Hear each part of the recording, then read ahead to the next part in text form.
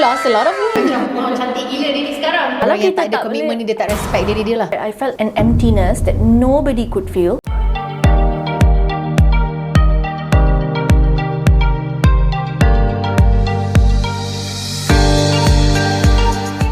Assalamualaikum everyone. Welcome to our very first episode Safe Space Podcast by Women and Wealth Workshop. Now today is the first episode to commence this new year. Happy New Year. This is our guest Mogana, our first non-Muslim student from Cohort 3 Women and Wealth Workshop. Now Mogana, please introduce yourself. Okay, you've already told my name. I joined Aisha last year August in Cohort 3 and I'm so privileged. I feel honoured to be the first non-Muslim student. And also the first guest for our first episode I know, Safe right? Space I Podcast. feel so privileged and honoured when she said like, you're the first guest for the podcast. I'm like, oh my god, I don't know lah, what's my rezeki to be recognised. Thank you so much for this opportunity. No, thank you for spending your day with us today, to be recorded and to also share your story, because I am so inspired by your transformation before and after. And I think one of the very stark transformation physically that I can see is you lost a lot of weight. Yes. What inspired you to lose weight? I mean, can you just share? We start from there before we morph into financial.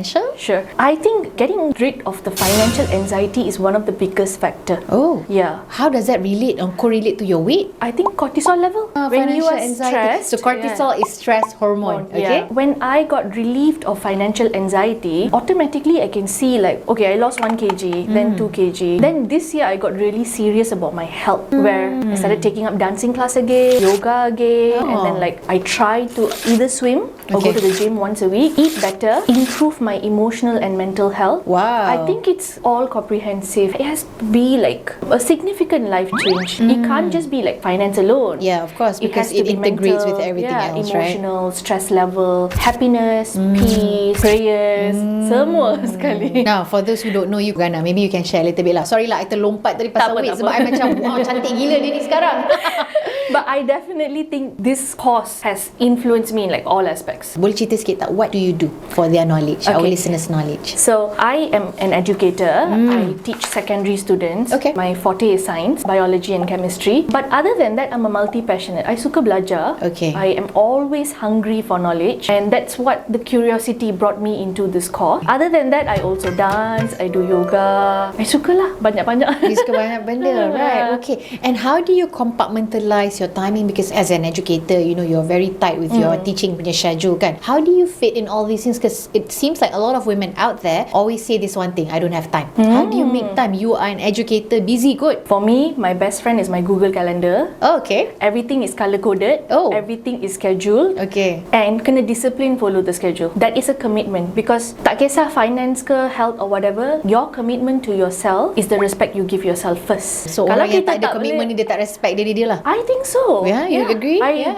agree really with you. think so, because like I think this year the biggest word has been like boundary, kan? Deep. Boundary, kan? Yeah. But do you also apply the boundary to yourself? And Kan? that's the easiest to Boleh overlook. tak you cakap no to certain activities and prioritize yourself? Right. So for me, whatever I put on my Google Calendar, I'm very serious about it. It matters. If it is on schedule, okay, kita follow. Okay, tell me your average or your typical calendar day. Working month, I wake up at 6 a.m. Okay. I try to like stretch a little bit in the morning. Okay. On your own ke tengok YouTube ke macam mana? Selalunya ada YouTube. Before this, with my cohort sisters, we did this 5 a.m. club. Oh yeah, you guys, I remember. Yeah, kita orang buat 5 a.m. club for some time. Okay. Then 5 a.m. was too early.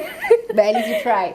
We tried. We tried easily for about 2 months. It was a good, it was that's a good run. Yeah. Okay. Lepas tu 6 a.m. is like my thing lah. Then I like to have warm water in the morning. Lepas tu get ready, kerja. Your kerja is like, is it physical teaching or is it I do Zoom? have both. I have physical and online. Okay. But it's flexible. It's not like I don't have office hours. Okay. You know, some days my work only starts in the afternoon. Okay. Or some days I start very early in the morning at like 8 and then I finish at like 9:30 something. Malam ke pagi? Malam. So direct. The whole day. Some intermittent break, but like usually I'm resting during that time. But I have scheduled my classes. Like let's say if I have my dance class on Monday, I don't compromise that. Okay. I don't schedule anything else or cancel. Then like on Thursday, after I finish my tuition, ada yoga class, committed to yoga class. class. Okay. And then like there's night routine. For me like skincare semua tu very important. Okay, non-negotiable. Everything is scheduled. Then I also have time for like social interactions. I Okay. think that's very important for your mental health. Building like quality friends. So everything is scheduled. Friends meet up pun scheduled. Of course. So Yeah. now you are employed or self-employed? Self-employed. Prior to self-employment, were you employed? Yes, I was. Kat mana? It was a small startup learning center. Okay. Dekat Sri Petaling. Lepas tu, I worked there for about 3 years. Oh, lama. Then I came out. I don't know, I took a very bold step to Okay. become self-employed. Masa tu kan YOLO kan, I told you, right? Younger. Yeah, I wasn't Semua like orang younger memang married, YOLO. single, just dating for fun. Lepas tu like ada duit sikit, go Okay. here, go there, travel. But I always carried this anxiety. Cukup ke tak cukup? Kenapa selalu macam tak cukup? I think maybe I was overcritical on myself, setting the bar too high, and I'm like, I felt like even at that age, I was very high performing compared to a lot of people. If I compare And you were average younger salary, then. You were in your 20s, right? I was like 29. I think I was doing better than a lot of people when I compare like average wage, not considering professionals for Okay. my industry. But I selalu put this stress on me. Work more, do more, earn more. Tak cukup. Then I was like, that gave me a lot of anxiety. And I was Right. chasing money. I was always in the chasing energy and not attracting energy. And that was your employment. Employment Yang and startup. post-employment. Bila jadi self-employment pun. Bila self-employment ni, the chasing energy dia memang kuat. Like I would work for like 14 hours a day. Daily. About 5-6 days a week. There were times where like it was like 7 days a week. I will never rest. I just take like my morning times as rest, but I will work every day. I don't know. And I used to be proud about the hustle culture. I think from the age of 27 sampai 33. Oh, that's a 6 years. Yeah. 6 years runway of in the hustling culture. And I used to be so proud of it. I used to always turn down my friend, busy, ada kerja. So ada work kerja. first lah, because for yeah. income first lah. Because actually Aisha, until after I did a lot of therapy, then I realized my identity is associated with achievement. Right, and your net worth and your performance. Okay, How much very I earn conditional lah. how much I earn every month. Like Right. for me, like turun sikit, like I'm not good enough. Padahal it's seasonal kan kita self-employed ni. Okay. Yeah, tapi I think it's a trauma response where I associate my identity with achievements. Now, if you don't mind, because trauma is very big in Women and Wealth. We Yeah. talk about it openly. It's the first module. When did you think that trauma started for you to feel worthy, and by associating it to your performance, your achievements? When did started that start? very, very young, 9 tahun. What memory comes to mind if at 9 years Always old? want to be first in school, always want to be top in every subject. Okay. Want to score 90, and it was not an organic thing tau. It was like gung ho, what by force, by hook or crook, I have to be that. Okay, I have to be. Yeah, I Alright. have to be. And I would say it is a form of desire, but I won't say it's an obsession. It's a very unhealthy obsession. I Built at a very tender age of Yeah. 9 years old, carried forward to all the way to 33. Yes. Wow. Always associating achievement as my identity. That self-worth is associated to achievement. I think you can relate. Totally relatable. Kan? I think many women, but I know there is a fraction of women Yeah. where their self-worth is attached to achievements. And because, we attract people like us, right? Yeah. And your story is totally relatable because Yeah. I think I'm still in a way like that, but it has gotten better over Yeah, the yeah, years. yeah. But I think the women that we have been attracting in Women in Wealth are like that. What would you say? I mean, you could say that because you looking back, you realize you were like that, and hence the transformation started, right? Yeah. But even before the transformation started, you needed like a light bulb or a revelation. What came to you to make you finally realize, hey, this is not sustainable? Very simple. I was not happy. I was not peaceful. I couldn't rest without feeling guilty. When I have off days, not even off days, few hours off from work, I was Yeah. like, kenapa tak kerja? Why am I not earning? Time is money. Right. Hourly rate. Like Okay. I was like punishing myself, like Okay. mentally. I wouldn't even allow myself to rest. Kenapa tak buat duit ni? Why are you not looking for more? Sometimes kan, this thought still comes in. Like, I Okay. know like I have a little bit of downtime. You should be doing something else. Kenapa tak buat trading ke? Kenapa tak Right. belajar ni? Fill your activity, your calendar with things lah. Yeah. By the block. Okay, ni block apa, block apa, block apa. Okay. So that's how I identified. Okay, this is a problem. Okay, where did this problem come from? And what is the solution? What was the problem? What was the cause?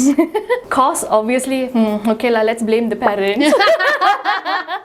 Okay. Do you want to go deep or do you just want to run through the surface? Either way, I'm okay. Surface. I think I won't put the blame 100%. They had to hustle to give me the life that I have today. Yeah, of I'm course, ever grateful. But at the same time, sometimes tak cukup kasih sayang because of their absenteeism kan. Because they needed to feed the family. So they were absent kan. Kita tak rational when we were young, right? We take it very personally, like, oh, my parents are punishing me. And that turns into like a trauma action lah. Like, okay, so how do I get their attention? How? By? Results, achievement, get award. Jadilah nombor 1. Then they bagilah you the certificate, and then my parents will be there like, oh, I see the smile on their face. Okay, I should do more of and this. Please them and please them and please them. Exactly. And it continues, the loop continues till today. Absolutely. So my very significant memory is bila I habis university, I jam. I'm like, okay, Kenapa jam? all this while academic results, achievement. Sekarang nak buat apa? Dah habis. Sebab dah habis. Academic journey dah habis. Right. What is there to please the mom and dad? Then it was career. Career and income. Independence. Become hyper independent without their help. Beli kereta. To show them something. I see. Lepas to get married, beli rumah. I realised I was doing all of this subconsciously just to like see that smile on their face. To get their attention. And to get their approval perhaps? Yeah. Do you think? Yes. Until I realised, I think this year, when I turned 34, I'm like, stop all this people pleasing. Start living for yourself. Hence the transformation in you that I see. I think so, yeah. I think now I don't do it for anyone, purely for myself. Now, when I met you in August 2023, when you started Cohort 3 Women in Wealth, I mean, I'm not trying to body shame or whatever, but you were chubbier than now, and you had that sadness on your face, but at the same time, behind that sadness is also that pride. Hey, I am me because of my success. What has changed from then till now? Let's put aside, I don't want to go into financial because when you go into Women in Wealth, you get all the financial input. But rather, what has it done to you? So then you get that revelation for you to finally realize, I got to stop doing things for other people. I got to start living life for me. I think when I look at my pictures from a year ago, like you said, I could see how unhappy I was. Yeah. I was unhappy with how I look. I was unhappy with like my face shape, the way I was dressing. And I just know, okay, I'm macam like robotic mode.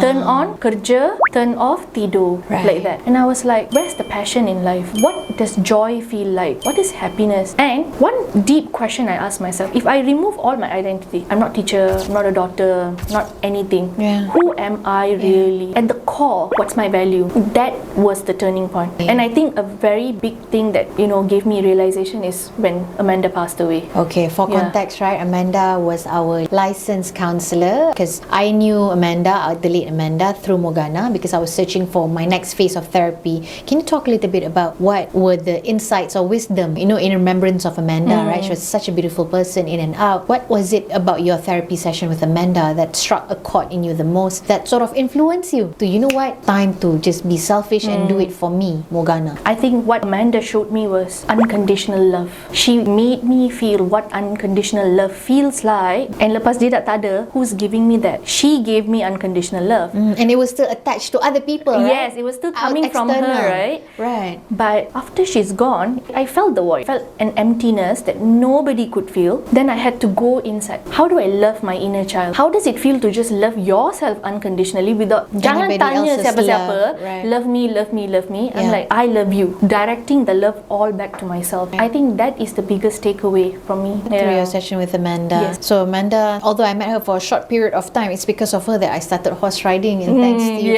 for referring her to me, you know. And I always tell you, Aisha and her majestic horse riding. Right, for the horse, for your knowledge, right guys, those who are watching, this is the picture that Amanda gave me before she passed. She passed on my birthday. I know. I think about her more than a all year. the time. And I think even while she was around, I didn't think that I would discover the self-love, but it took her exit, you know. It took her death, right? Yeah. To finally shake us. Yes, exactly. And like, okay, now you got no help. What do you do now? That's so beautiful.